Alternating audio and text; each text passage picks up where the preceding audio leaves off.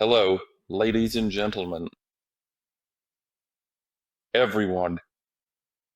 When I suggest we start, considering that we've never had this on the channel and in the AMA chat, I propose we begin, probably with some biography. Oleg will probably start as our founder, and then Alexander will take over as our executive director and as the power lender as I understand it. Oleg, please.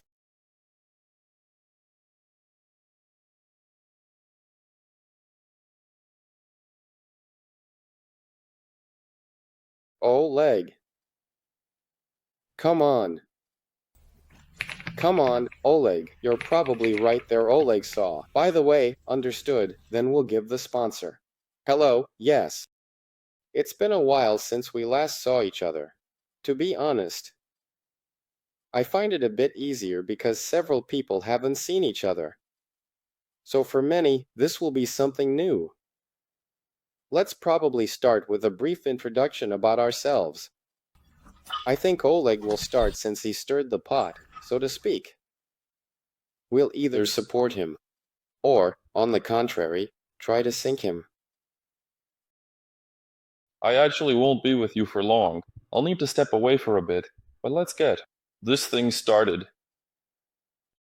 My name is Oleg Zuka. I am the founder of our wonderful Pixel building projects in Web3.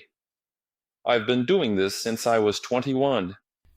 That's when the idea of Pixel was actually born. It was still called Pixel Swap back then. The idea was to create a gamified DX, a decentralized exchange, and allow people to earn rewards for engaging in traditional DeFi activities, not just what is assigned to us by the smart contract in the form of rewards, but also additional motivation because probably for as long as I can remember, I've been playing games. Back when I was really little, my dad brought a computer home. It must have been around 96 or 97, and I was blown away, diving into all the possible games that were there. And so, playing games my whole life, the possibility of gamification was calling out. We learn our whole lives. Life is understood through the game of our childhood.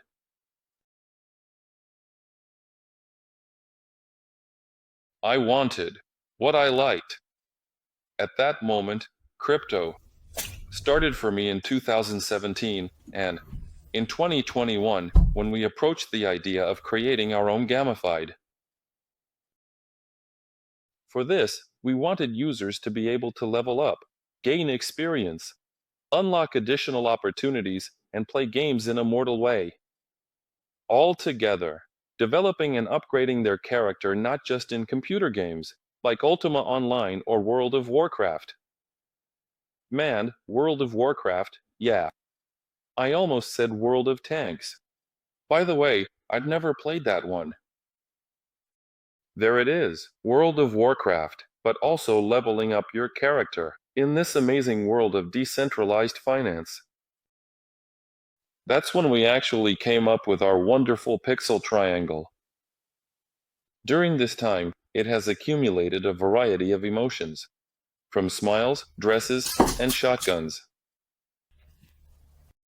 And even then, it resonated with many, and we understood that this purple triangle, this purple chew toy, actually had a future to capture people's hearts. As it turned out, that's exactly what happened.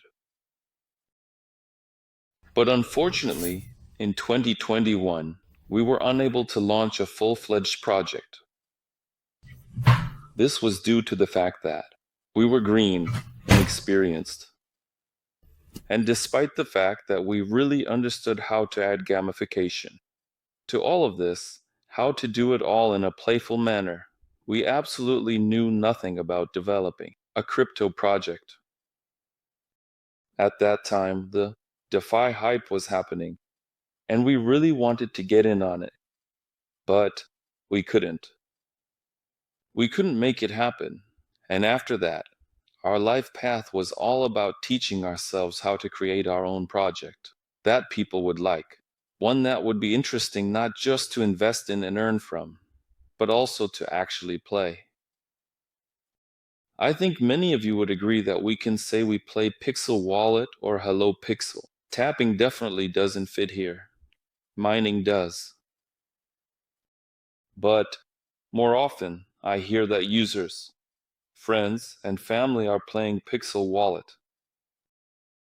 I can add a little about what happened during that period in 2021. I worked on several projects and managed to work with a major. With a Russian bank, we were building GTA in Moscow. I guess you could say it was like GTA in Moscow. I don't know. There was a project related to a space-themed crypto monopoly. I think, by the way, our users will see this project with us in KSEF. The project is called Quasar. Not here.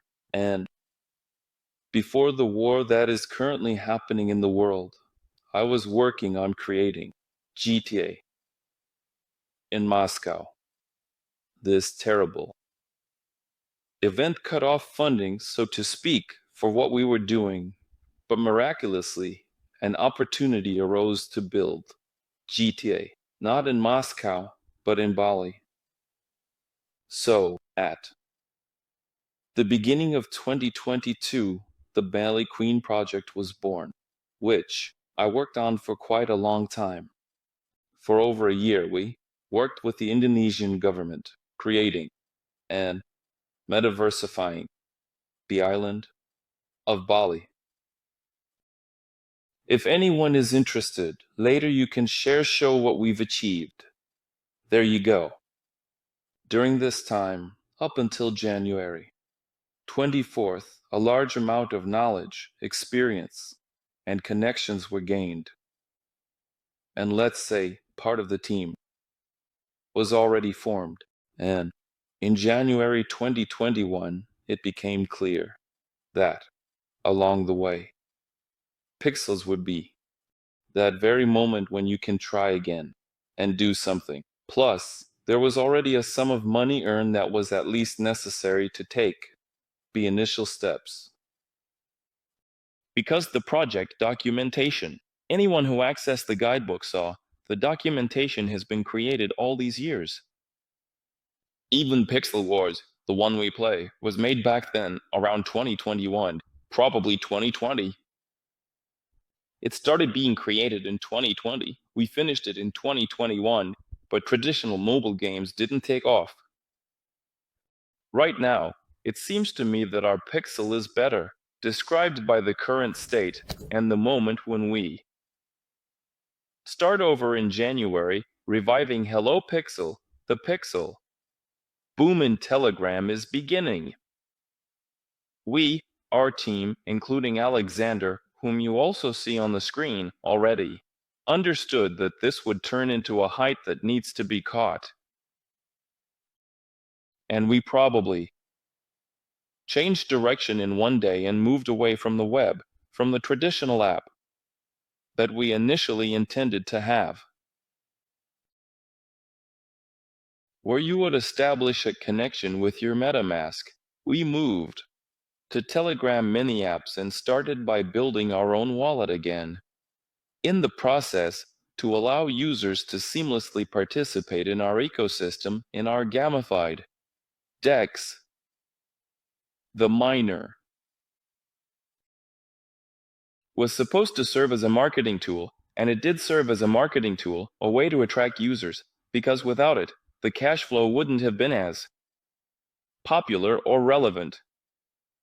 In any case, we would have to give some kind of reward to users. Since you invest your time here, we need to give you something in return. And it was decided to start distributing tokens through gamification and mining. Now I will pass the word to Sasha. I just want to add that the miner is not just a miner. The miner is an economic strategy that is gradually becoming a reality. Unfortunately, there is still a lot to be done, and we still need to implement the economic cycle that we have envisioned. Thanks to our entire team, especially Vitali, our game designer, if you're here. Hi, thanks for being with us. If you want to throw tomatoes because something is difficult, throw them at him. So, that's why I didn't come. Just a little backstory, I guess, about how we got here and why we're doing this.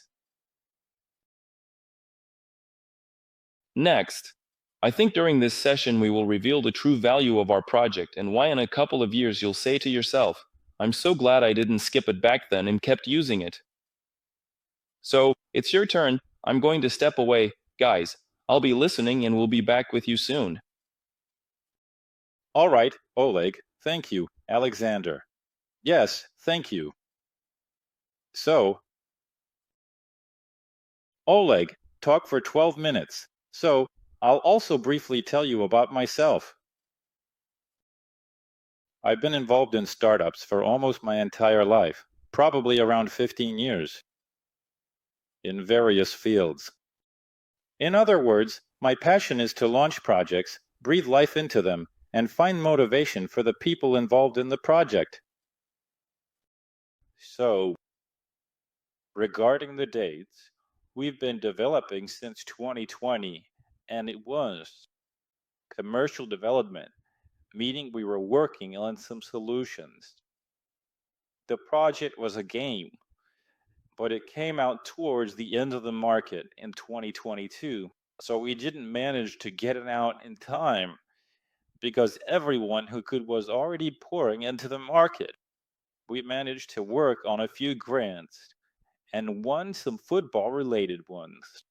Along the way, we worked in various blockchains and gained quite a broad experience. I became part of it, probably, when I first saw the project, which came out in 2021. This is also a global miner on the Wax blockchain. Initially, it was like this. The guys are still around. Honestly, I haven't checked in there for a while, but they are definitely strong.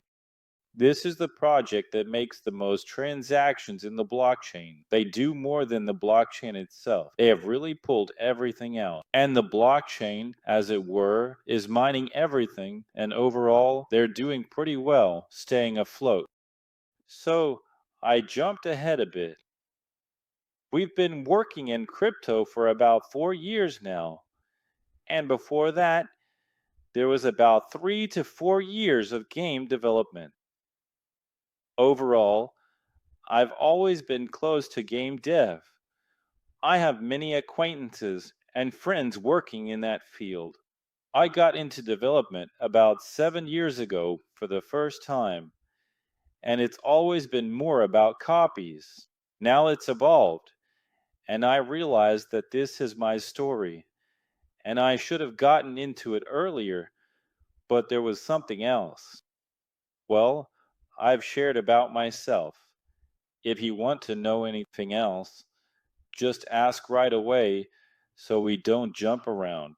Recently, people were asking about the location of our founders. I wouldn't say he's traveling abroad.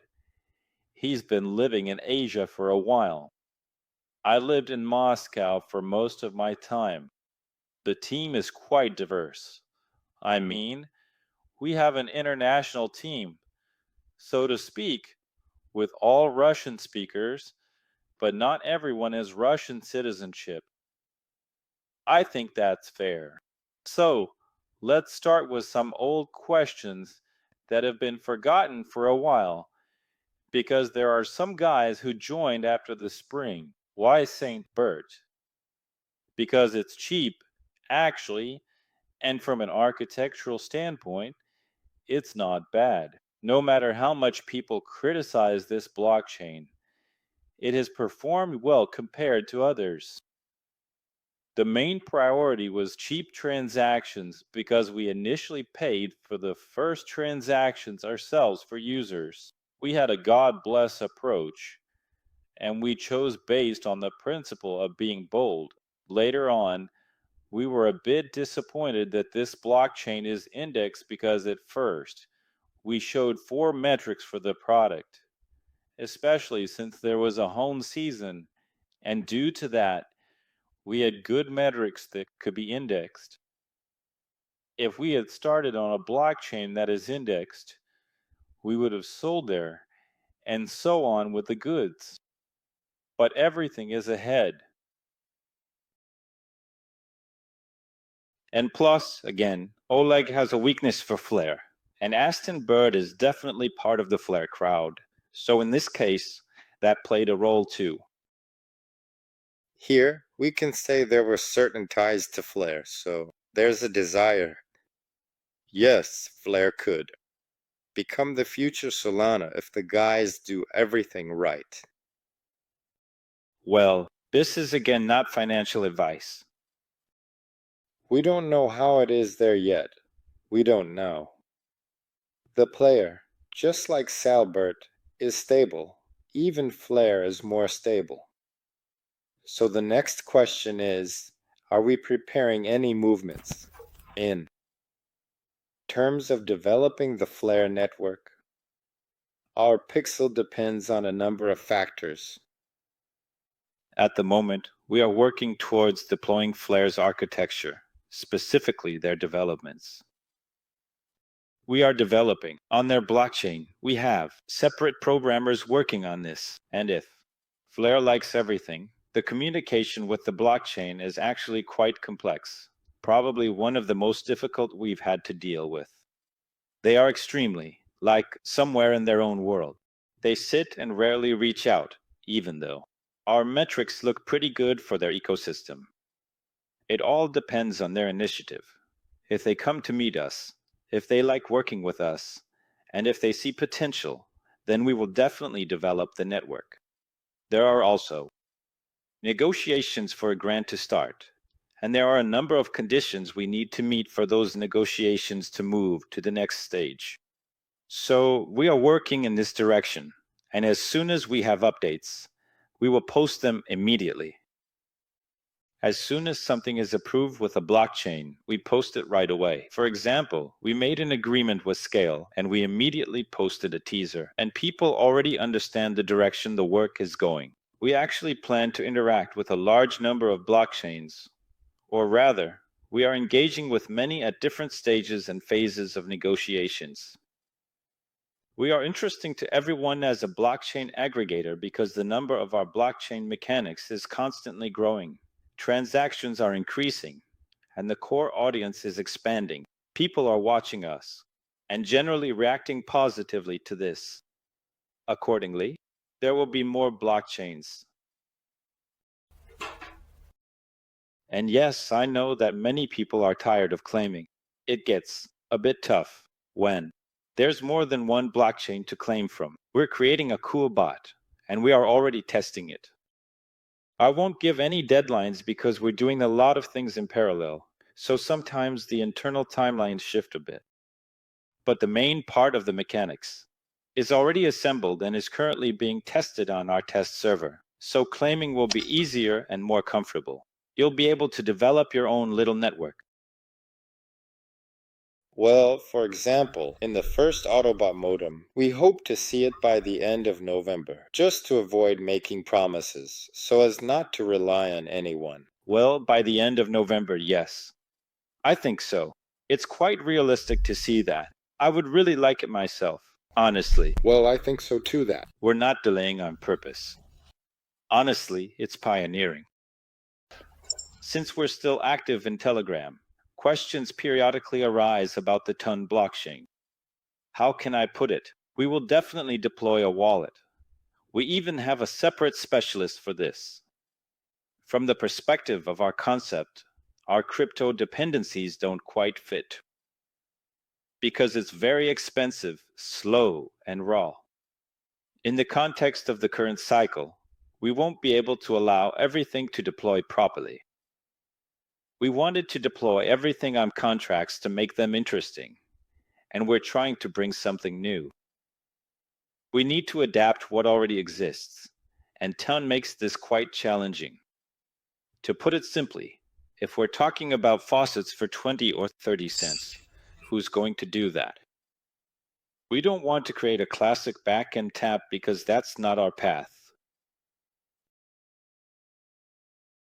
So here's the deal with Tone.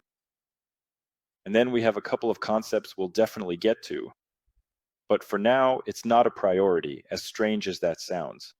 I understand that Tone is the trend of the season, first because a lot of money has been invested in it, and second because they launched a wave of themes and tone notes.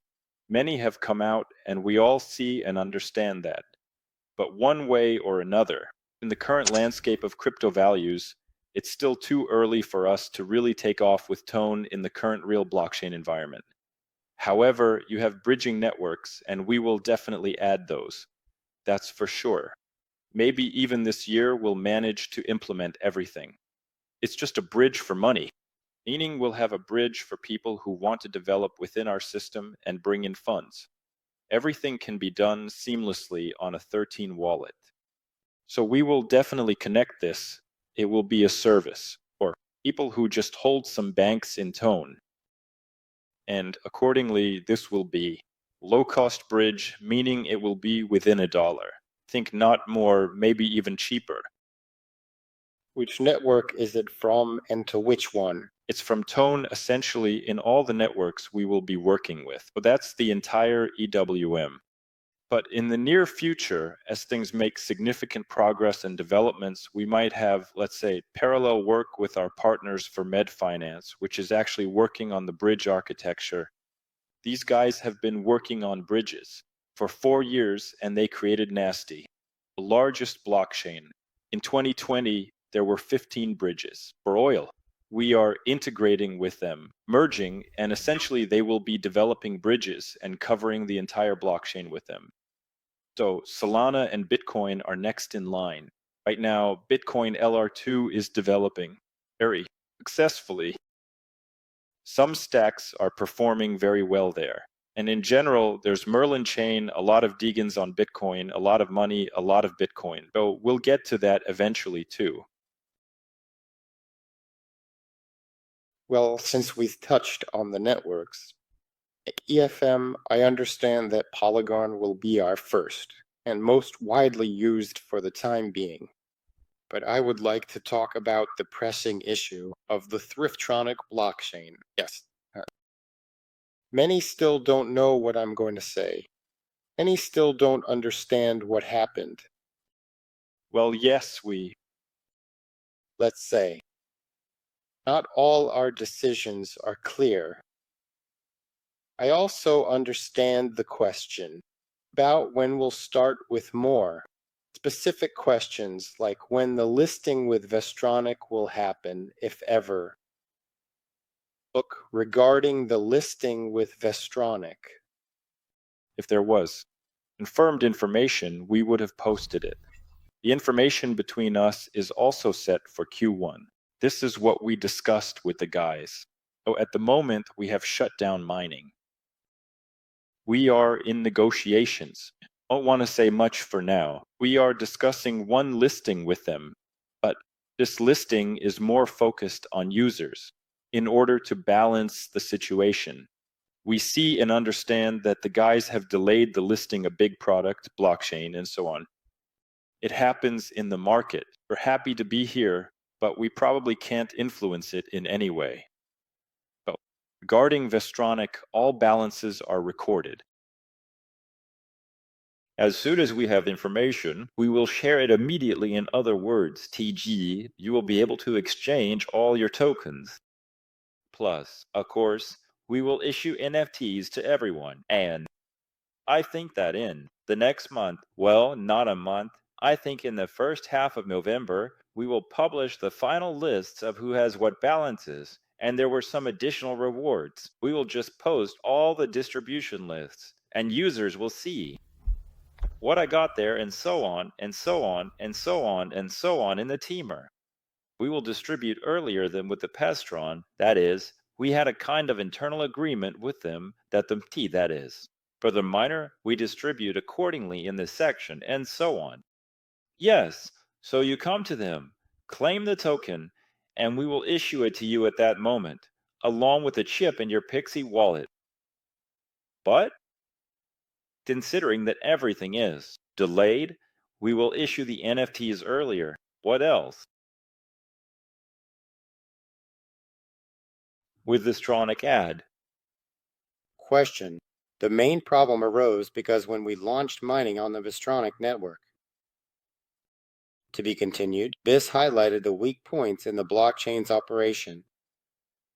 Well, it's not without that. I mean, of course, during our interactions, we identified a number of issues. We totally broke it. Sorry for my Russian no, but that's pretty accurate overall. So let's say that before the hype, no blockchain was experiencing the loads that this trend is bringing. The number of transactions in the network is significantly increasing with this new season. So guys, we kind of rolled back and went to fix things simply, but we're refining the product normally. Honestly, I'm used to this. Blockchains. I don't know, we're coming out on time, fortunately. Well, for experienced users who have been in crypto for a while, this is normal. But since there's probably another influx of new users in crypto this year due to Telegram and similar platforms, it's probably unfamiliar to them, which is why they have such questions. And probably many remember that the same blockchain demonstrated in laboratory conditions that it is the fastest blockchain.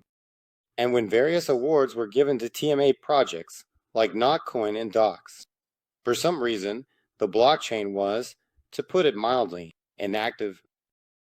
So, I think Svistornik gained a lot of experience thanks to our mining. Real, not lab-based. Load, and now the guys are actively fixing things and trying to bring it to a state where we can properly show it to the market. Well, I mean, I don't know the internal workings, but from the outside, it all looks like that. We actually took the initiative towards Vistronic and proposed a very interesting option. As I said, for our users, we need to make sure it doesn't turn out like this. I mean, mining was planned for a month or two, but it took longer and more DTE.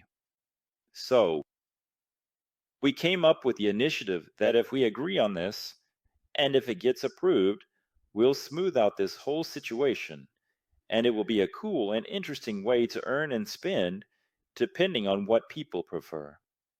But in any case, we're working in the direction of Vistronic. Our relationship with them isn't over.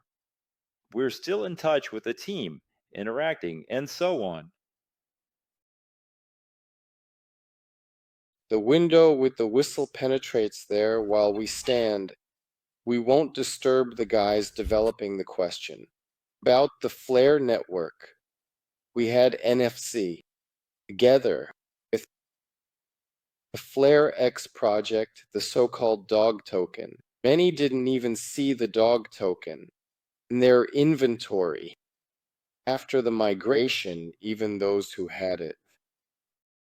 Here's the question. When will they return the dog token, and will we need it for anything else? Let's remind ourselves what it was needed for. The dog token was originally intended for our partnership interaction. Accordingly, with the project, we are familiar with the founder. The dog token was intended, let's say, as a bridge for users who have the dog token to incentivize various events, so on the platform. Here, actually, as for how things are with Finn, Oleg will probably explain better. Regarding the dog token, we will return it. Well, it didn't go very well with this dog. During the migration, yes, the dog token slipped a bit and then it got tangled up. He didn't sort things out. With this dog token, we will redistribute it when we migrate the Flare network massively, so it's still waiting for migration since then.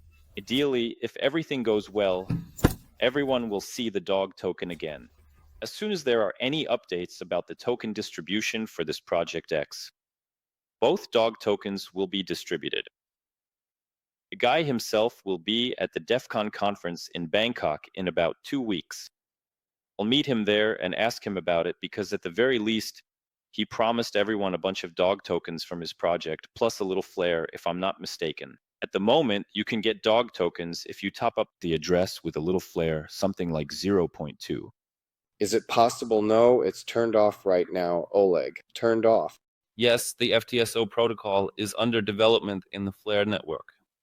This is the maintenance of an integrated oracle that pulls prices from exchanges and shows them to users. This FTSO oracle allows for staking, Flare. Inside the Flare network, you can receive rewards. We are working on this protocol on our end to ensure it is integrated into our wallet. At the time of integration and release, we will automatically carry out the migration for everyone, and all who had the dog token will receive it. The dog token was also conceived as a key, so to speak, for various activities. For example, it served as a necessary element for the marketplace test. But later, in the situation that occurred, we pushed it back a bit, but everyone who had the dog token will receive it.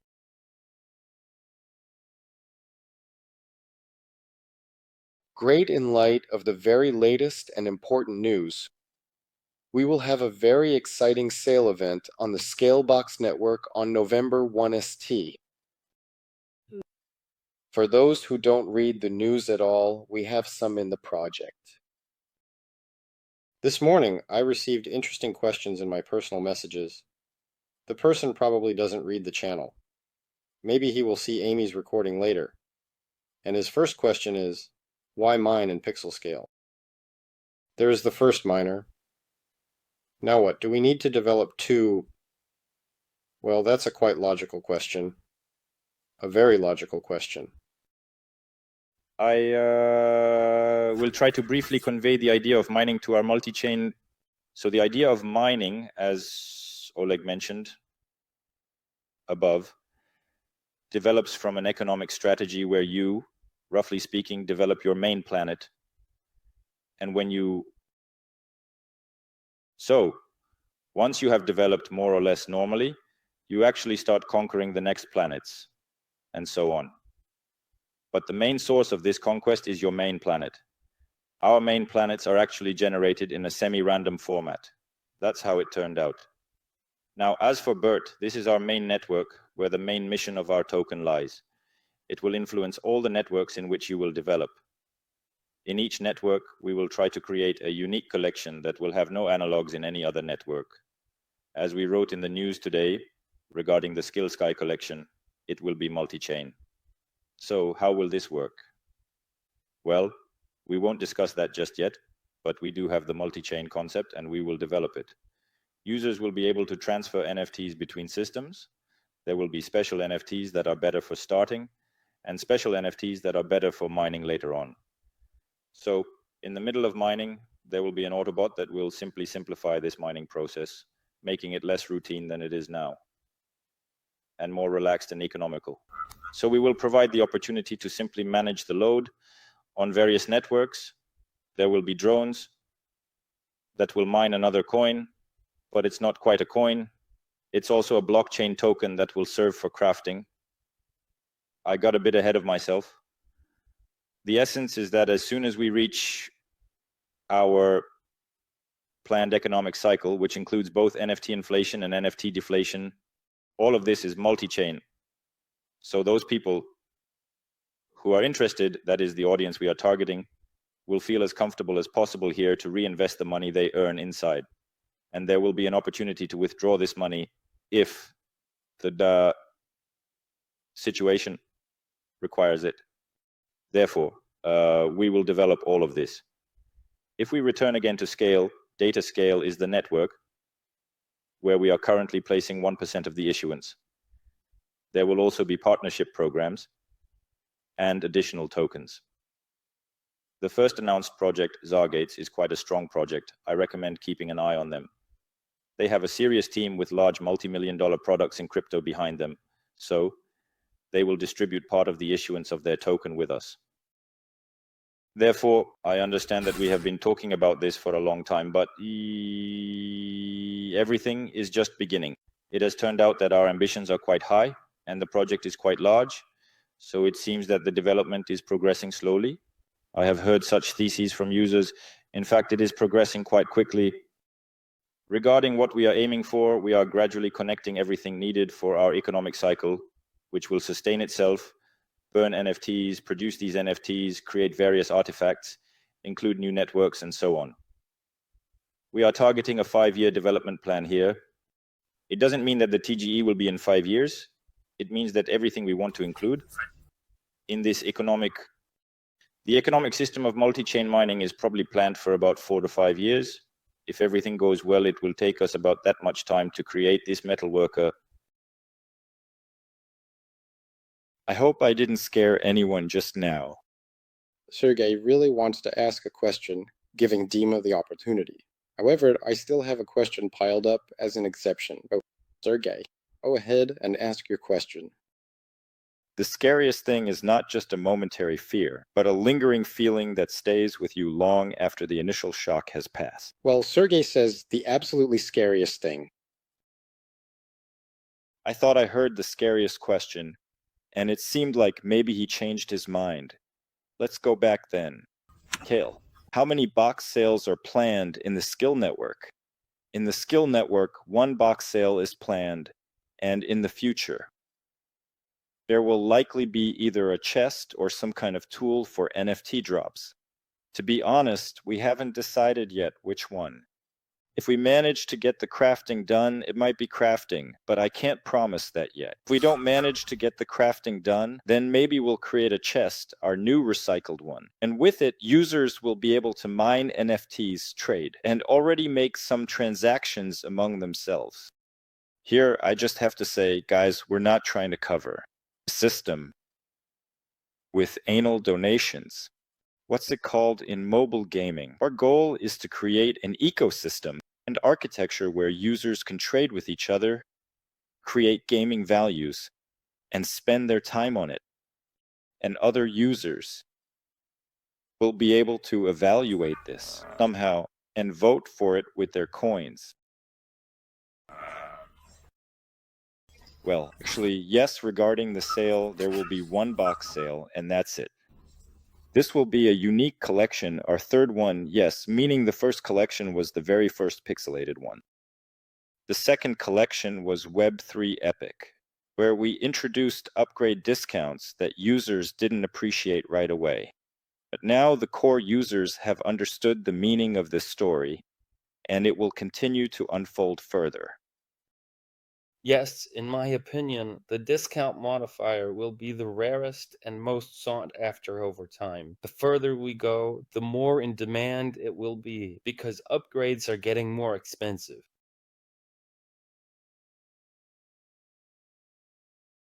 Sorry, Misha. I'll add a couple of words here about the chest. We are reworking the mechanics of the weekly chest, which people occasionally complain about because they miss the claims themselves. This will be the mechanics of the daily chest, where you will have tasks throughout the day, such as see the news and the like, for completing which you will receive a chest, but the reward inside this chest will depend on your rank. In the achievement system, the higher the rank, the higher the reward, the chance of getting a rare reward. Well pumping, we will come back. Although we will immediately will there be a system of achievements of what network skin or some achievements for the network did not recognize I contribute, such as various different types of numerous potential rewards depending on your specific achievements within the system itself and the network, as well as other factors that may influence the outcome of your efforts in this regard.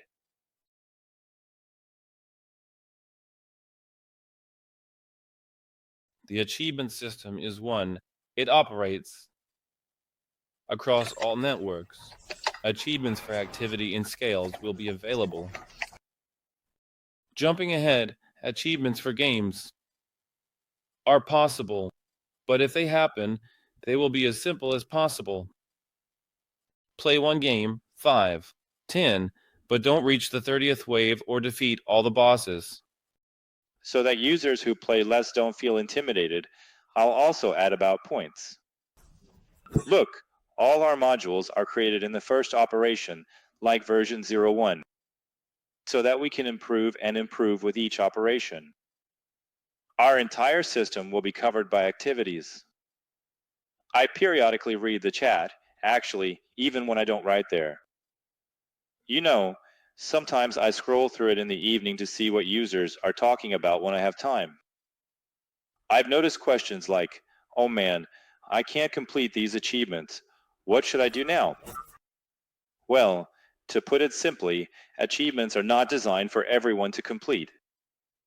It's impossible for everyone to achieve everything. Only a select few will complete all the achievements.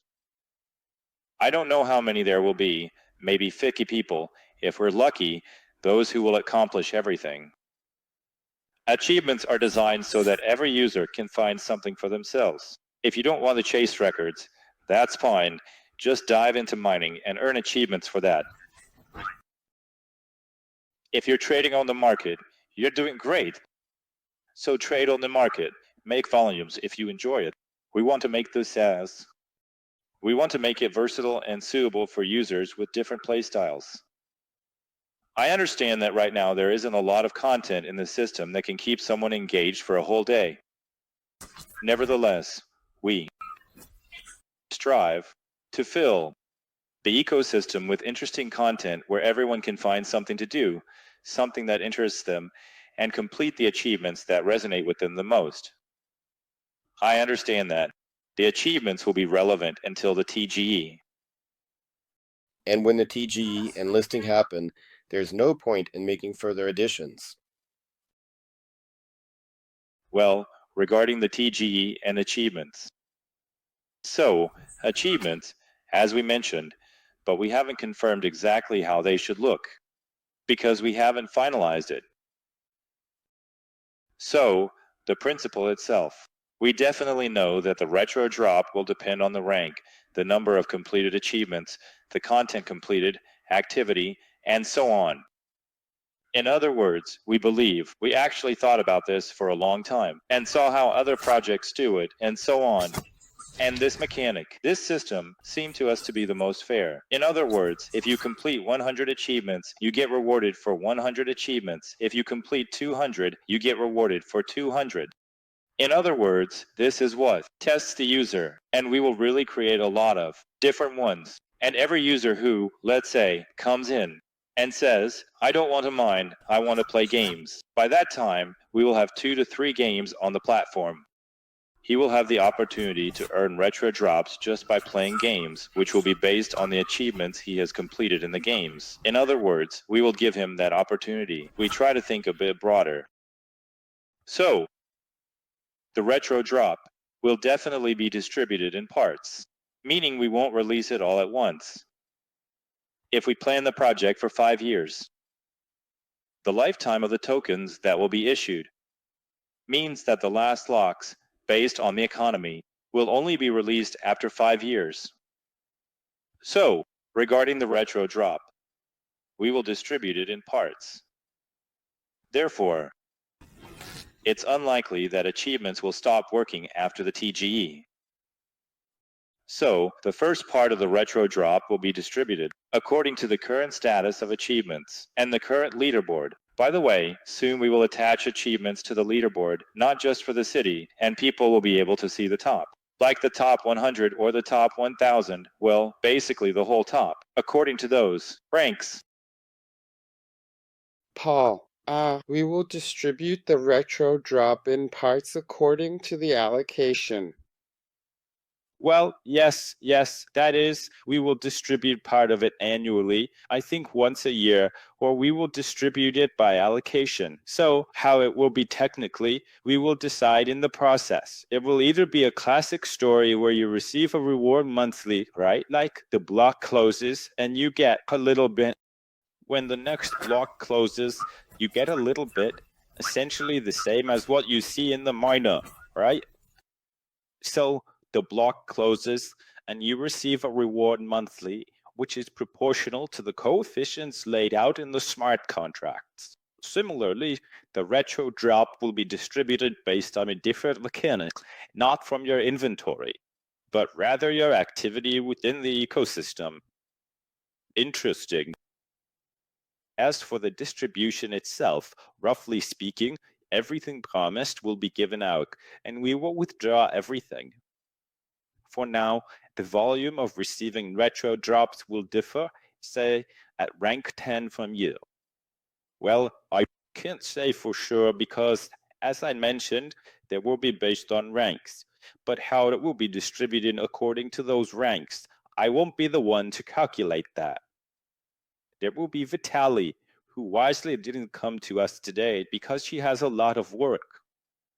He does the math for the project.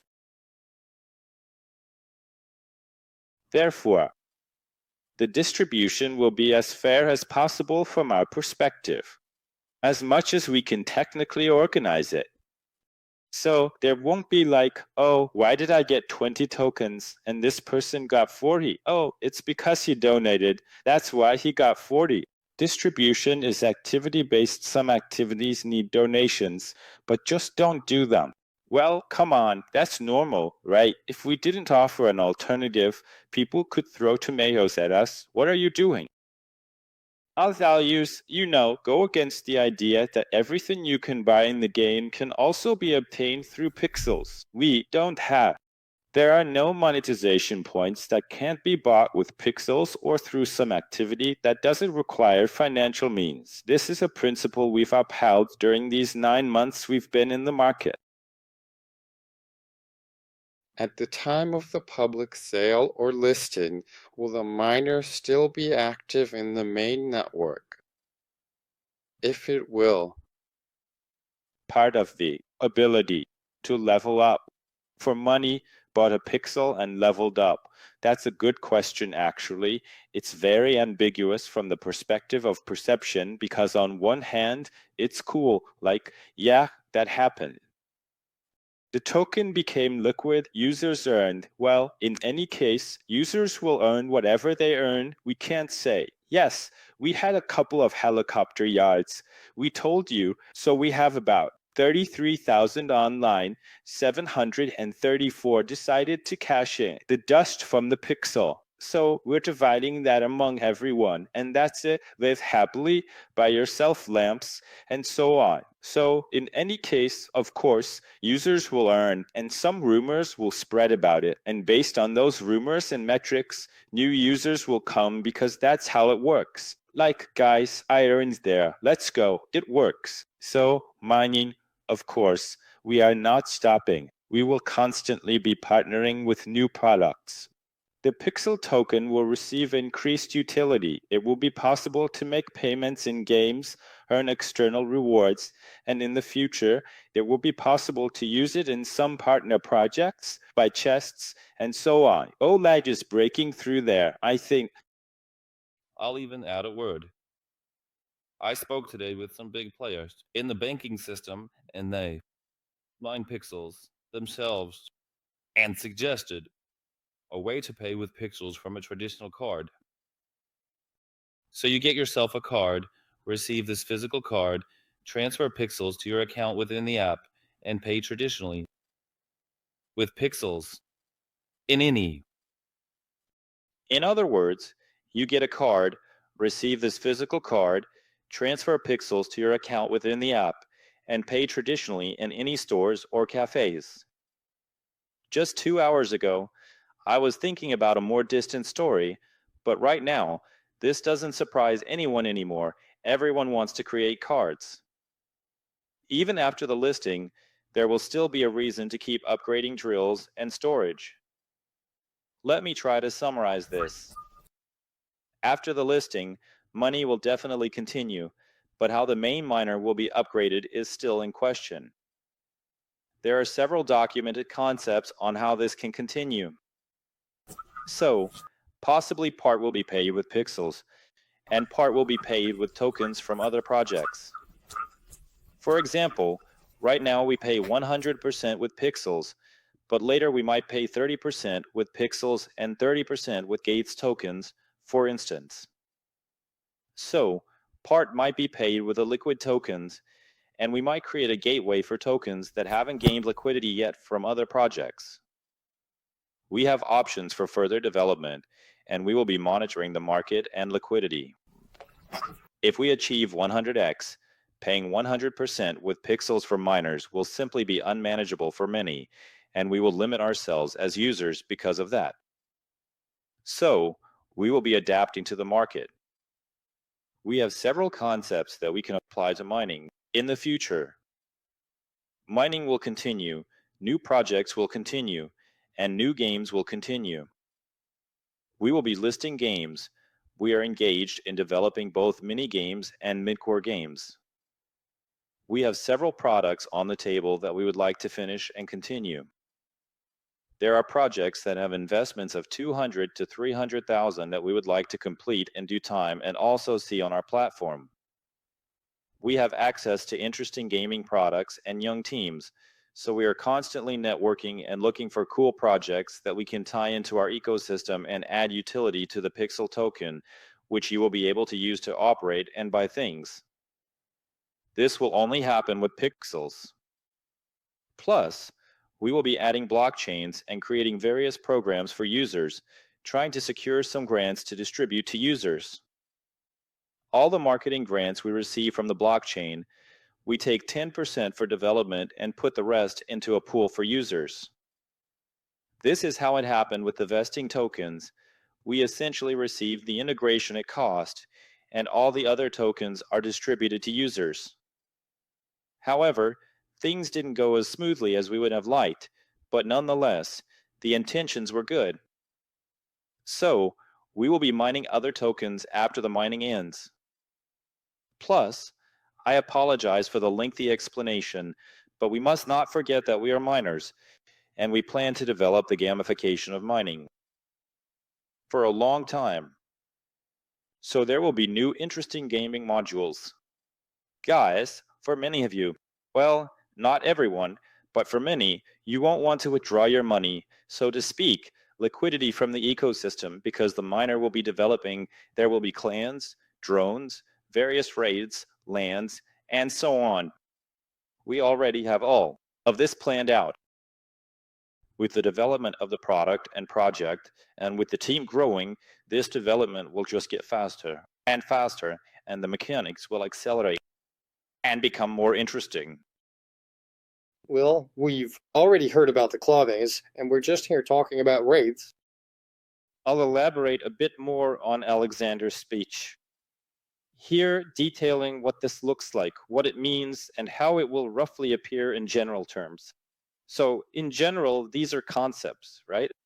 Modular raids were planned after guilds, implying that you no longer go for loot alone, like in the case of drones where you send one out and it brings back resources. Here, you enter with a group, and how successfully you go depends on your gear, the clan's leveling, and so on. But essentially, there's nothing overly new here. Anyone who has played browser games or online games can imagine what this might look like.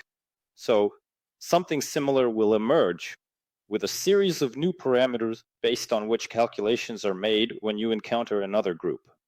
Depending on your leveling, you might lose loot, gain loot, or lose part of your loot, or even damage your equipment. So on. This is what is planned for late raiding this year. As for when we will have lands, construction, and professions, that's when we will really become an economic strategy game. I don't think that will happen in the next 6 months, even if I'm being optimistic. I think we'll focus on squads for now. We are currently mining tokens in the main network, and we have 4 pockets that provide a boost to the main drill, and the slot drill gives a boost either to the main or secondary miner. When the pixel pool ends, will this boost to the main miner apply to new tokens or not? Or do we have for pockets? Yes, the slot will be occupied in any case. So again, guys, Pixel, keep an eye on it. We will have a Pixel dedicated to mining even after T.G. There will naturally be a recalculation based on our final capitalization. That is when TG happens. Everyone will trade with each other. Some will sell and some will buy. In the end, a market position will form for us, and based on this market position, we will recalculate mining. We will add more pixel pools for people to farm, and for the liquid token, we will measure it against our own. Plus, we will always strive to add tokens, meaning we want to have more tokens than slots so that users can choose whom to mine. Oleg, do you want to add something based on your analytics? Now, I wanted to add about partnership tokens. So besides pixels, we will always strive to establish partnerships and distribute tokens from other projects in a gamified way through our miner, with a focus on Web3 gaming. So, a question then about the scale network. Well, some guys are asking if there will be safety measures, and will it be the same story as with the Svestronics? They ran out of items, and it's clear that all the builders received items for free randomly, as no one paid for anything. Here I'll explain part of it. As for the Svestronics, it was not anticipated. So the Svestronic was the first test mining to see how this could work, how to connect a new network within a wallet, and not even an EVM network, but one on Cosmos, and to deploy a miner there. So it was a one-time event, it was an agreement. In the case of Scale, no. We planned this network, well, first of all, this network positions itself as a network for games. They have various hubs. We plan to partner with different projects there. In fact, a third project is already approaching, so to speak. We are in negotiations with the third project, and as soon as we approve it, it will be published. So there might also be a third token for distribution, and the Scale network. It comes in, yes, it's actually an American network, and there is a lot of American audience there. If people from the Scale come in, they will onboard and the network will develop. We might even increase the issuance if things go well and people like it. Plus, as we mentioned, we will create a multi-chain Scale collection, so even if pixel mining ends, these NFTs can potentially be transferred to the next network. I'll say more. The Scale collection is designed in such a way that it's better suited for starting mining than the previous two. It's like in Diablo, where you have a network and if anyone knows, they used to carry twinks around. The Scale collection is something similar. It's a twink collection that you'll figure out yourself. Our guys are good with math, so we'll see. By the way, it's nice to see that. Now, back to crafting. The next crafting we'll have is the so-called Smart Clicker, which tracks noses and information. The main question is where we will get the recipes from. Some people don't understand, and they start participating, but for imagination. How will crafting work? Crafting will work as the crafting of the Smart Assembler, or it will be a separate interaction. The crafting of the Smart Assembler will be a different mechanic, not the crafting we expect. So, what will it be? Crafting will be introduced in several iterations, that is, crafting is planned that will craft plastic NFTs. Using the so-called pixel dust, which is a resource for crafting, it will be mined specifically in the raids. Of drones. On our roadmap, there are drones that will fly around and gather pixel dust. Accordingly, pixel dust will be needed for crafting, and it may be used to recraft current items. From it, you will be able to craft commons. This relates to the inflation of NFTs. Deflation of NFTs looks like this. The autoclaimer will craft NFTs from the oils. we have in the chat ecosystem according to a recipe. At first, there will be simple recipes, 2 of this, 3 of that, and then there will be a specific recipe. Duck Fan smiled. I think I know what he's talking about here, or Mandarin's there, I don't know. That is, naturally, the collections we release and the images you see are not just for show, they are designed with a vision for the future. And we will strive to constantly increase the utility of NFTs. The utility grew, their numbers increased, and NFTs became more in demand with each new patch. For now, we only have inflation in the form of chests that, accordingly, spawn NFTs. As soon as the Autobot is released, deflation will kick in.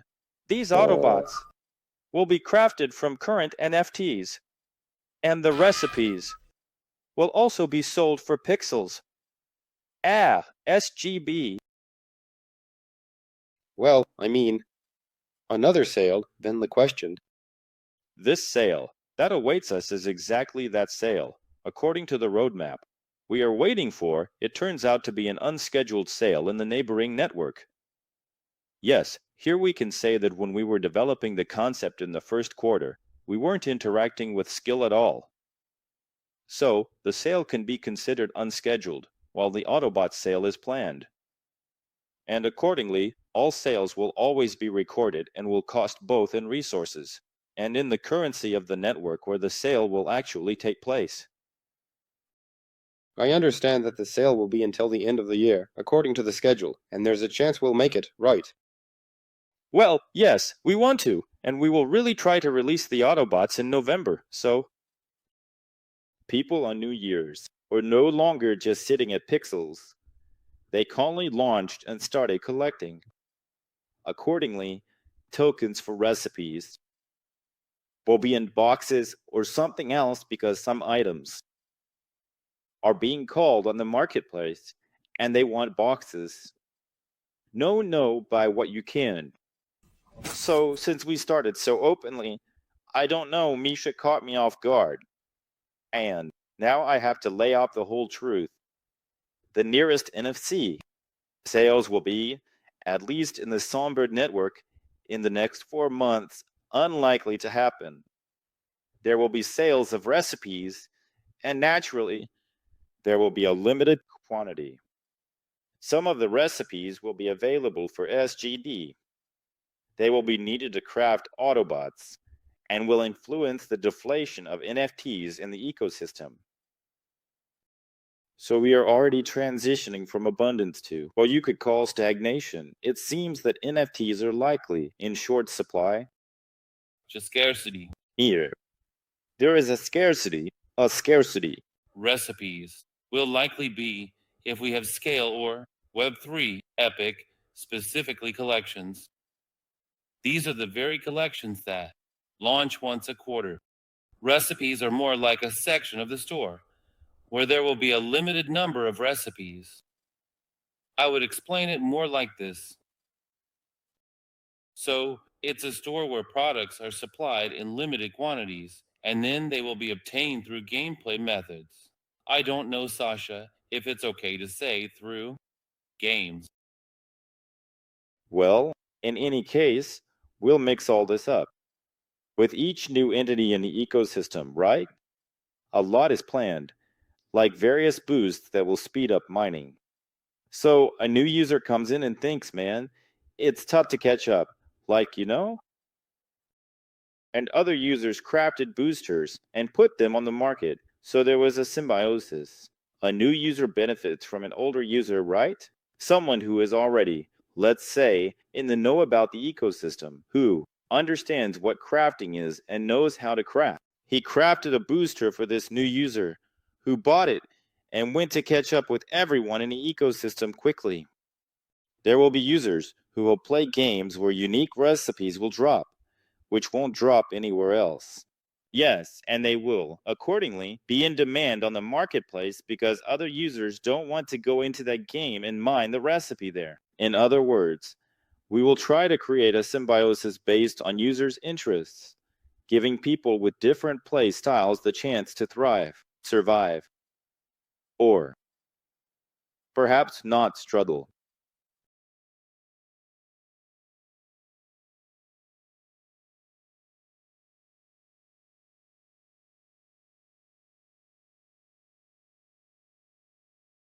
Let's have more questions.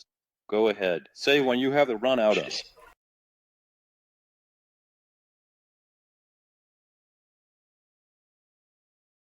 Misha dropped out on us. He's quiet. The microphone is muted. Try maybe rejoining. Something's up with the sound. He'll rejoin now. We'll see.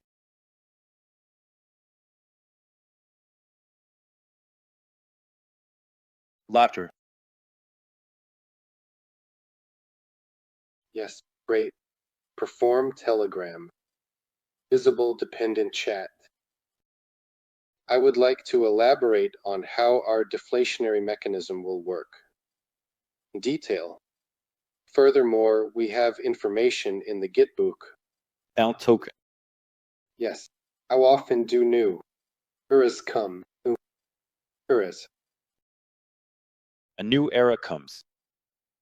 When there is a cutoff in quantity, it is divided in such a way that the final issuance is reduced by almost 7 times, leaving 100 million tokens. Accordingly, the deflationary mechanism is already working. The zero era was before the stress test when we burned 100% of the tokens.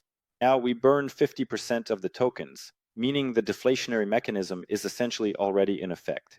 All those tokens that we have burned already on it, like the tokens have disappeared without a trace, and part of the tokens, the second half, well, in this context, half is now at 50%. Later, this percentage will decrease. The second half of the tokens that are not burned will. And gain liquidity continue to provide. Rewards. The user rewards will go into the ecosystem pool, which will be divided for marketing. User rewards gamified. Rewards, developer commissions, and to maintain semi-liquidity in the markets. On centralized exchanges and decentralized exchanges. At the moment, we are practically transferring everything to leaderboards, yes, now with the deduction of there. Yes, by the way, we will cut the leaderboards soon. Enjoy while you can, enjoy while you can. The leaderboard will soon be cut. Some are performing well, while others not so much, so the reward pool will be redistributed soon. We will likely create something new altogether. Actually, that's not what I wanted to say. We'll get to that later regarding the ecosystem. Thank you. So, in summary, everything you will see in the project, this entire ecosystem pool that will be gathered, will be transparently redistributed. After we create a user-based DAO that will be based on your account age, reputation, and achievements within the ecosystem, part of the pool, meaning the distribution of part of the ecosystem pool, will be fully managed by the users. You will not have access to it. So there will be some mechanism that accordingly users will. Well, it won't be like, oh, that's it, withdraw, or oh, that's it, withdraw. So there will be some mechanism within which users will be able to vote and make decisions on where to redirect part of the funds. So this is a classic management approach where the community manages part of the ecosystem's assets because essentially it produces those assets. So we believe that it's fair in a way to let users manage these assets. Well, it's not quite like that, but a little later. Yes, we really want to, although it's not a priority right now, but we respect it in every way and strive to ensure that everything is built on the principles of DAO. All right, well, we heard that from the gaming projects. That will be integrated into our ecosystem. We will be receiving some resources, collect various resources, and receive some NFT items. That's right, that's one point. This is regarding the gamification of our wallet. And what about the wallet itself? What utility, what unique or interesting solutions will be used for the wallet as a DEX or for staking? You can even remember if FT staking is possible. NFT staking is definitely possible. As for the wallet, well, I'll just say that. We've kind of neglected the wallet's functionality. A bit. Well, to be honest, I think that, You know, users who understand this can see for themselves that the wallet's functionality seems to be a bit lacking. For example, there's no transaction history, which is necessary in a wallet to manage your assets comfortably. At some point in this market hype, we tried to incorporate gamification to engage users, especially those who find it interesting to be with us. However, the wallet's functionality has been a bit lacking, but Oleg, if at any point we can, with high probability, we will allow adding any custom networks within our wallet, just like in MetaMask or Trust Wallet, as well as adding tokens. But I think that in the next 6 months to a year, we will still focus on the fixed networks we are working with and partnering with in order to at least protect you from potential mistakes or the loss of funds from adding different tokens, as I heard that recently users lost a lot of money on Bemby because there were no restrictions.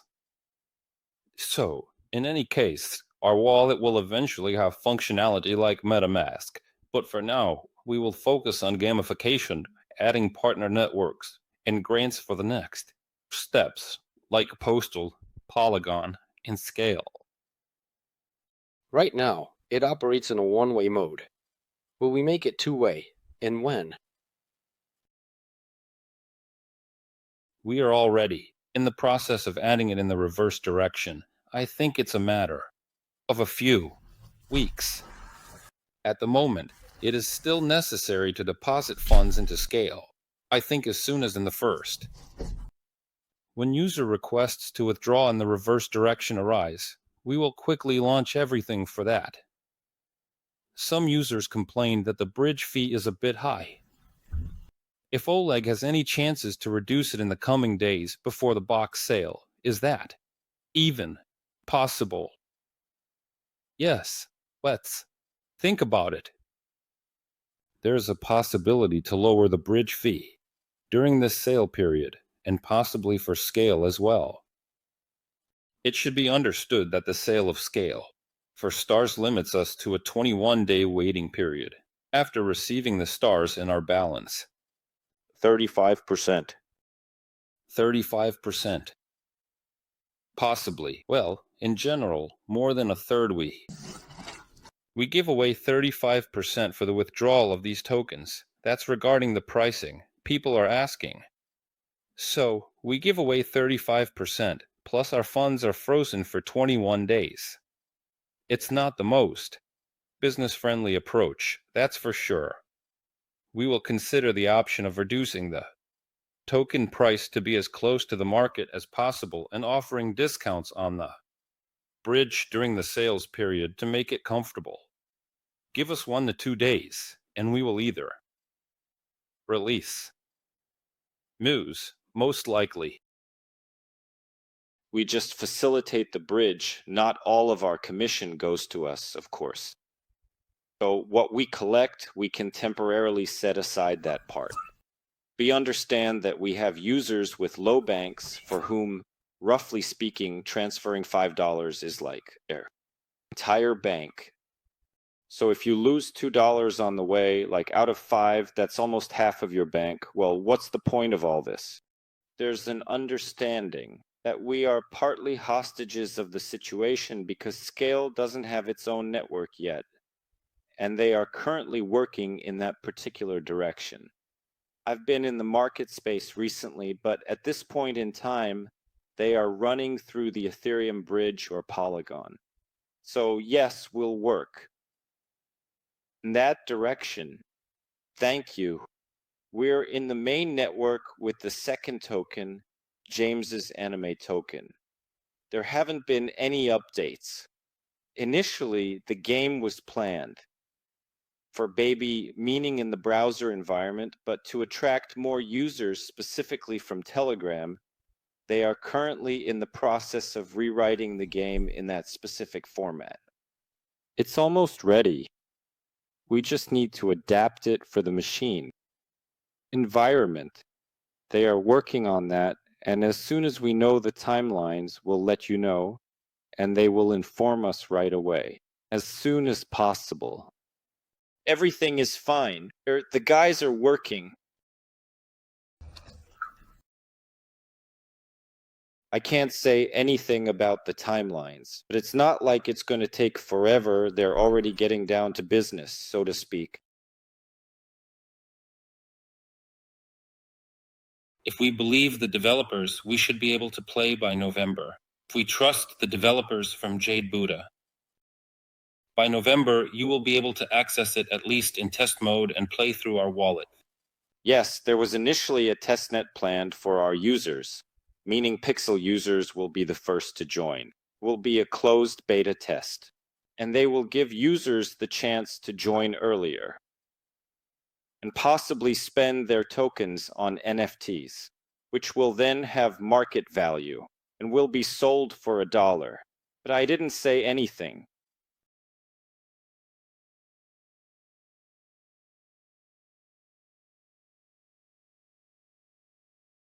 So, let's return to more general questions regarding marketing.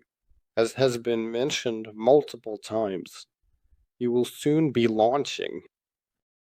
We're launching a more powerful marketing campaign, and some guys are wondering when someone bought out the entire marketplace, saying there's nothing to sell, while others say there are no items on the marketplace. The battle of interests, but I think marketing interests many. Fresh blood is gradually coming in, but we would like more. For example, we currently have box sales. Box sales scale up. Handle it.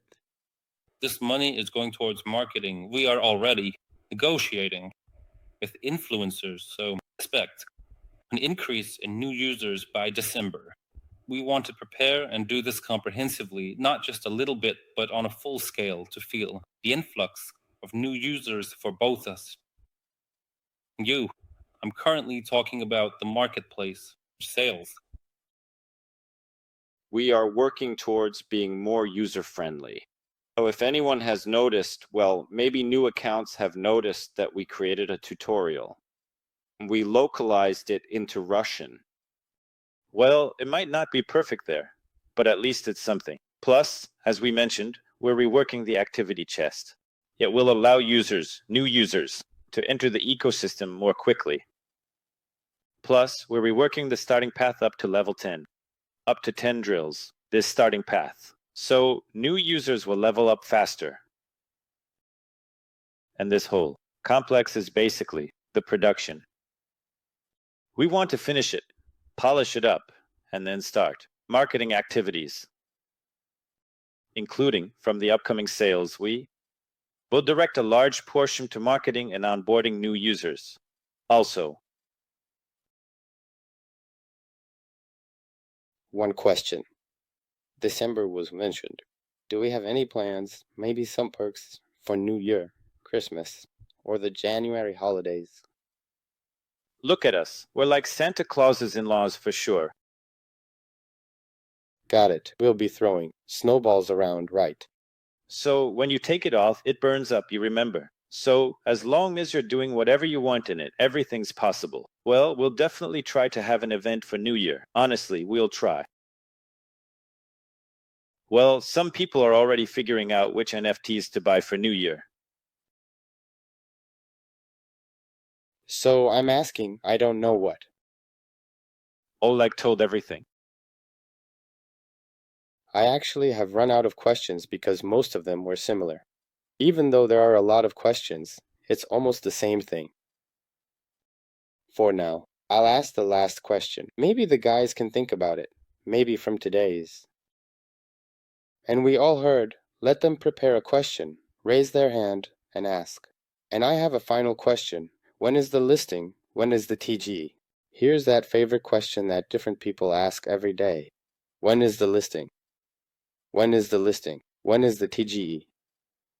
Those who pay more attention, of course, understand that after the listing, the project will become more interesting and the most exciting part will begin.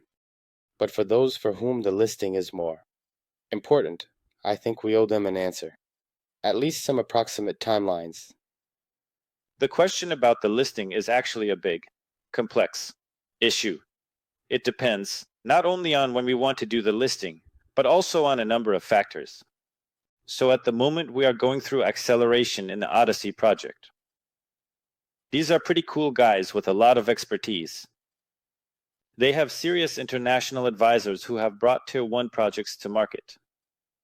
So we are currently going through acceleration. Accordingly, we are packaging ourselves, refining the product, identifying the important things needed to successfully raise funds. After that, we will start the fundraising. Regarding funds, warm ones and so on, we will actually go on the fundraising journey. And then, depending on how we go through this path, how quickly and effectively we do it, that will also determine when we plan to list. As we mentioned, the listing is aimed for the first quarter of next year, and from a market perspective, it should be a green February. Everyone in crypto knows that, and we want to be in the green. We would like to go for a green February, but the listing really depends on a number of factors. So if we had a couple of $1 billion, we would have listed in May, for example. Well, in May, meaning last May. Since we don't have helicopter money like Nacoin, which probably came from Pasha Durov, we are listing based on our resources and capabilities. So, it's a delicate issue. Plus, it's important to understand that for about 97, maybe 98 to 99% of projects, a listing is death. Everyone is just waiting for the listing. Why is everyone waiting for the listing? Because people farmed the token, spent their time, and they want to make more money and forget about the projects. We understand why this happens. Because the projects that come out are not utility-based. They come out raw. They come out without anything to offer users further to attract those users. Build trust so that users can reinvest these funds instead of withdrawing them. In other words, reinvest in the ecosystem because they like it. It interests them for some reason. So we are working in this direction. We want to keep all our users engaged and maintain liquidity, at least a large part of that liquidity within the ecosystem, because an ecosystem with liquidity develops better. It has more opportunities. It is more attractive to other users, to investors, accordingly to higher tier projects. So if projects see that there is TVL in the ecosystem, there is turnover funds on the marketplace and so on, then of course this ecosystem is more attractive than some other one that lacks that turnover. But that's just me getting a bit philosophical. I remembered another question about investing. Many guys are asking when you will lower the entry threshold. As I said, there will be the next stages, and the entry threshold will be lower there. The next stage after the pre-seed is our seed round, and for the seed, we actually have a high entry threshold for companies, so not many regular folks will get in there. As I understand it, a more realistic chance to invest in a project is during the private round. Right, Oleg will probably answer this question for those guys. Today, $1,000 here will likely be conducted with one of our partners before the public sale. In general, there will be a sale round where a part of our economy will be allocated and you can get in from $100. Nope. For now, I can't add any details. We are in the process of negotiations because, again, this is related to our fundamental partnerships with major players, attracting funds and waiting for the listing. All such sales usually happen within a short time frame, within a month and a half. Some do it within 2 weeks before the listing so that users can acquire tokens, and it's more likely to sell out. Although we will probably be dealing with serious players, which might make our project different. In traditional cryptocurrency, if you take a project, before every token unlock, the price drops, and people are afraid that large funds will sell off their big purchases. In our case, there is a chance that when funds exit, our users will buy up the tokens because there will be a shortage in the market. And the exit in Panda means the opportunity to buy cheaper for in-game gamified activities like building structures, acquiring land, clan war transportation, or leveling up the same profession. So let's move on to something new. Here we have the estimato growers. I'm turning on the microphone. Turn on the microphone and ask your question.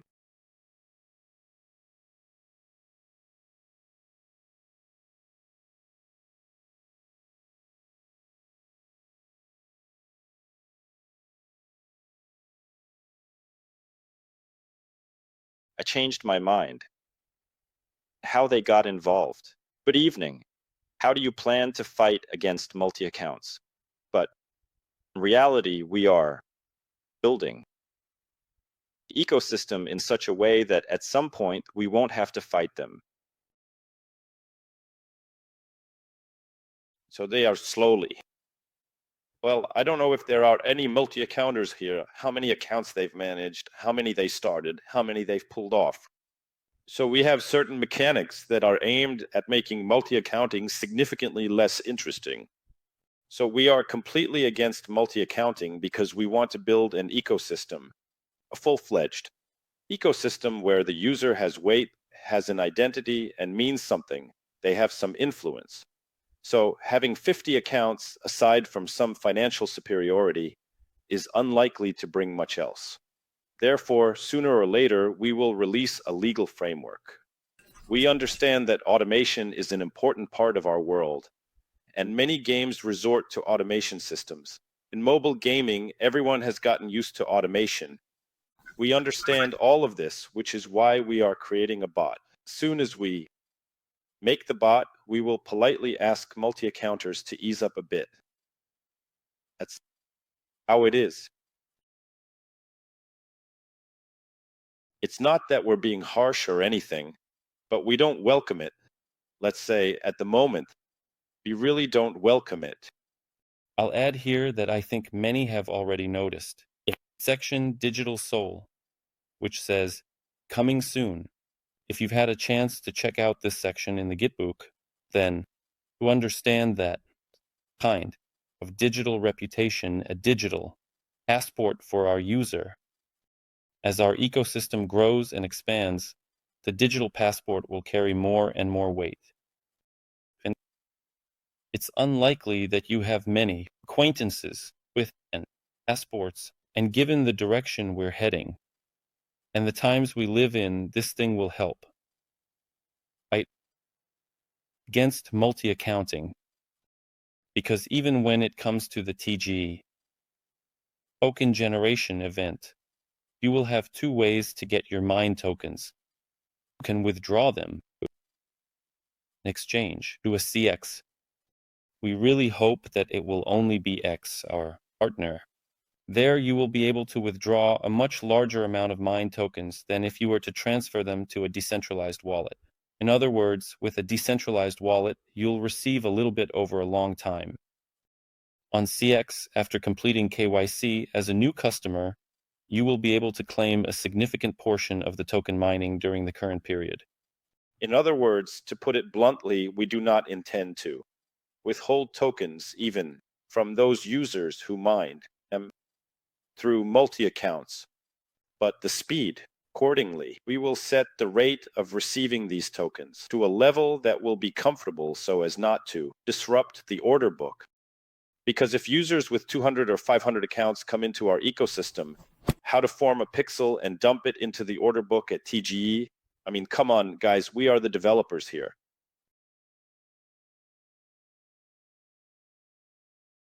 Regarding the laws, the question is, roughly speaking, until the legal framework is released, we will just be in a holding pattern. Please, after the legal framework comes out, we won't touch anyone for past sins. Right or wrong, guys? We're not exactly hardline radicals. We want to live in harmony. Have some conscience, okay? Let's live in harmony, but keep your conscience. While the others go look for their conscience, I want to give the floor to Edu, one of the main buyers in the marketplace, Subox, and so on. Maybe he will share his plans for the skill network regarding boxes. So, are you ready to ask questions? Hi, we've been snooping around. Anyway, hello everyone. So, The obvious question is there any plan for another token on San Bertie for the second miner? Because right now, those second drills are just sitting there like dead weight and no one wants them. But for now, yes and no. In short, yes, we plan to, because at the moment we don't have any signed partnerships for the miner in St. Petersburg. But we have a large number of projects we are communicating with, and our goal right now is to enhance our own trustworthiness and value by integrating more. Projects close to Tier 1, so there will be a slight delay, but these projects will definitely happen. I'll even say that at some point you'll have to choose which token to mine, 1, 2, or 3, because you won't be able to mine all 3 together. Since we're talking about the second and third tokens, can we get an idea of when we might see them in the scale network? Maybe there's some more precise information. Thomas Dolia allocated 10 million of their tokens to us, which is just under 0.1%. They have a complex, interesting, and sustainable economy. Because if I'm not mistaken, over 80 or even 85% can only be earned by playing games through, for Battle Pass and per project. So the free tokens, or relatively free ones, are a very small amount, of which 8% goes to pools and liquidity, and only 1% is allocated for giveaways in such events. We received more than what Roma Pavlovsky, the founder, said, more than 5 times what we got from other projects. So this will be 10 million for the Zor gates, considering what they expect. By the end of this year, I think the integration will happen in the next few weeks, 2 to 3 weeks, and you'll be able to mine. Roughly speaking, a certain part of our audience will be able to reach level 10 of the drill in city scale, which will be the criterion. For access. That's right. And the drills, accordingly, will be in chests. By the way, in chests for pixels. I think there won't be any drills in the chest for scale. So, to sneak a pixel, yeah, it turns out there will be 3 collections. In the boxes for pixels now, 2 old, so to speak, collections that you contribute and a new collection. And in the chests for scale, there's only the new collection, so there are just 2 days left, even less, to accumulate pixels and try your luck. No, well, you can really accumulate 3 pixels there. And by the way, yeah, I'll add just 2 words here. There were questions in the chat like, man, what's up? There are no pixels. Look, guys, there are currently more than 12,000 unique holders online, already 13,000 in scale. The average online today was about 9,400. So if we understand that 50% of the chests contain a pixel, then roughly you have 10,000 NFTs for 9,400 users. So some people might not get it. I mean, if you give a lot later on, people will say, damn, the info and everyone took it all. If you raise the price, the average player says, damn, I didn't have enough money. That is, this complex moment is multifaceted, and not all aspects of the outcome are visible sometimes. We often ponder over certain things. For weeks, we gather, call each other, calculate, estimate, think about how this will affect the economy, because we understand that there are many networks, and this needs to be intersected with other products. That is, a lot of things on this same concerns the price for 1 pixel, as if now this is the most the most loyal option that will affect almost all users, as if about style went active users the most well, should get into the hands of everyone decides. So, speak, Misha. I want to say that in percentage terms, compared to daily online activity, a much larger scale has come than what came to Swisstronic at its time. But this shows that the current asset is more active, how to say, probably more. Well, we have a bark left in Deitberg, which really turned interested. It seems like they plan to stay here for a while. A small question, yes. While I came up with a new question, I want to ask about the Battle Pass. We already talked about that we will have it, and what the relationship will be with the Buddha project besides mining. Roughly speaking, playing Buddha, will there be any economic connection with Buddha? Not everyone likes the game. Roughly speaking, like Pixel Wars, not everyone got into it. Those who understand Pixel Wars might not like Buddha, and those who like Buddha might not be able to play Pixel Wars. I can say for myself that I can play both, apparently, but neither will give me a chance. Just a question about battle passes and economics. Look, in any case, in the process of any gaming integration with any project, we always advocate for the possibility of applying the utility of our pixel in this project. That is, to buy boxes for pixels, only for pixels. Those boxes that are equivalent to liquid boxes, that is, Buddha will most likely have the sale of NFTs, some boxes for $1, $2, $5, $10, I don't know what the price will be. But there will definitely be boxes for pixels that our users will be able to buy. This is the first integration. The second integration, if it goes well, if we see good metrics, we are not Nostradamus either. People will evaluate it themselves. These guys are making a pretty cool game. Whether our audience will like it or not, that's a second question. If it's liked, if there is online activity, there will be demand, and the integration will be deeper. There will be recipes that will influence this topic. There were thoughts to make some of our NFTs as cross-gaming, to try it out here. So we have such a concept of cross-gaming NFTs. So conditionally, your duck, oh, that duck, so it could not only quack in pixels, but it could also quack somewhere in a game that will come. So it would give something. Enhanced experience. Increased running speed depending on the mechanics of the game itself, additional life, and so on. That is, we are planning all of this, we want it, we believe that this is a top attraction, and so on. Those people who do not want to can buy these boxes, sell these NFTs, exit, and get some cash, whatever that may be. I don't know. It's not 100% dependent on us. We act here as onboarders, integrators, not as founders of a specific product that comes to us. This also needs to be understood. Another question from Ed. Apparently he hasn't asked everything yet. Ed, please. Yeah, I wanted to ask about the marketplace, some kind of mass selling. Yeah, the virus. And they took your expensive stuff. 10 investments to different people, let's say, to sell. Well, like, come on, Sean, yeah, we have a lot of them. And I wanted to sell them at one price. Are you planning to do something about this? I'm setting the task right now to make a mass sale.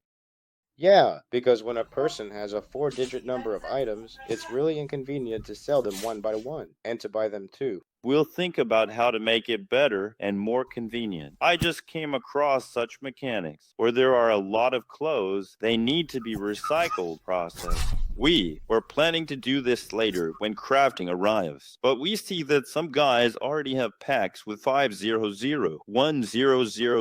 items, and this is needed now. We'll try to make it work somehow. If it's not super labor intensive for us, we'll try to fit it in. It will be something like chests where you can wrap 5, 10, or 15 items, and on the back, there will be a description of what's inside. I see it as not great, but you can use a regular filter for the marketplace, like selecting the first 10 items and assigning a price to each. We need to think about this, especially for bulk sales, meaning listing them on the marketplace all at once. Did I get that right?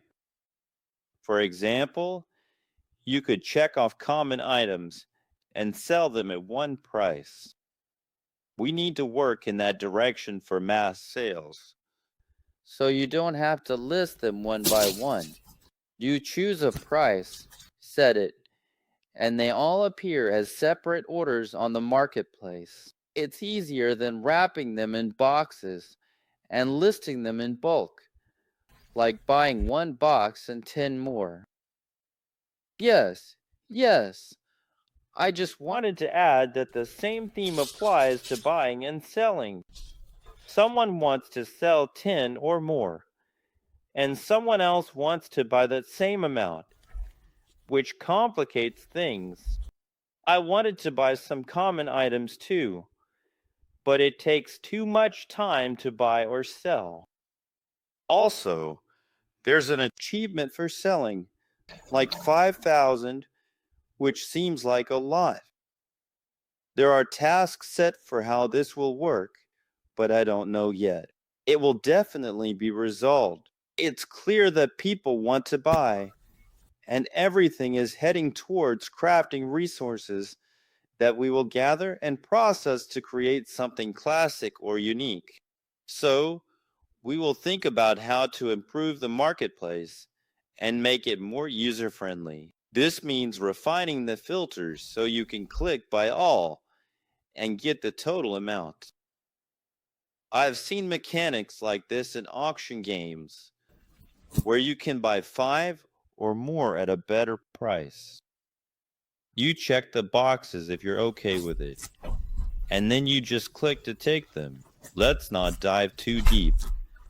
If anyone has questions, feel free to ask since we're already talking about the marketplace. There's probably a question about discounts on items like the elephant, bear, wolf, and goat, which should provide a commission discount on the marketplace. What are the timelines? 28. Sorry, guys, for the confusion. I personally apologize for how things turned out. We messed up a bit with those discounts. It wasn't intentional. And we'll manage the development schedule is really tight, like super tight. But we're going to get this done right now in the chest, meaning this pack, to onboard users, and then we'll dive right into it. Next on the priority list is the market commission. Is bad. Seems like someone wants to ask something again. Let's give this last question to you, but no one is asking about auto-clickers. Yes, there are a lot of auto-clickers out there. You all know how we're planning to deal with this. Have you come up with anything? Of course, I've heard about it already, but it will be more focused on farms.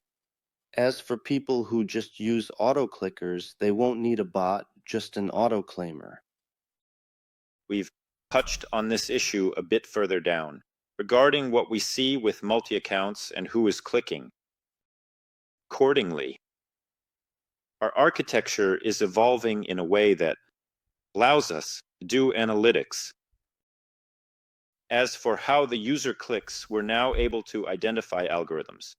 It works really well, and what used to require writing with analytics can now be evaluated more easily. So, first, we politely ask everyone, and we provide game mechanics to enhance the gaming experience through the Autobots that will collect. Those who continue will have a series of mechanics that will drop off a large part. We will place the others on certain lists and monitor them, so to speak, and so on. In other words, let's say the first iteration of what we are doing will equate users with those who resort to automation services. In other words, for users who do not resort to automation, the mechanics we will introduce will, so to speak, provide people with equal opportunities. From there, we will work on making the game fairer and fairer. We could certainly throw around grandiose speeches and say we'll ban everyone, that we know everything and see everything, but no, we are working in this direction, trying to create mechanisms that allow us to identify more and more of such accounts. But since we understand that this might be a fairly routine process of gathering in various networks, naturally we cannot react too harshly to it, because we are also human, we play too, we see the application, we test it ourselves, and we gather it ourselves. For me, it's a bit tough to gather everything on time in the scale. I wanted to jump in, but no, the schedule didn't allow it. Gathering on time in the scale is tough.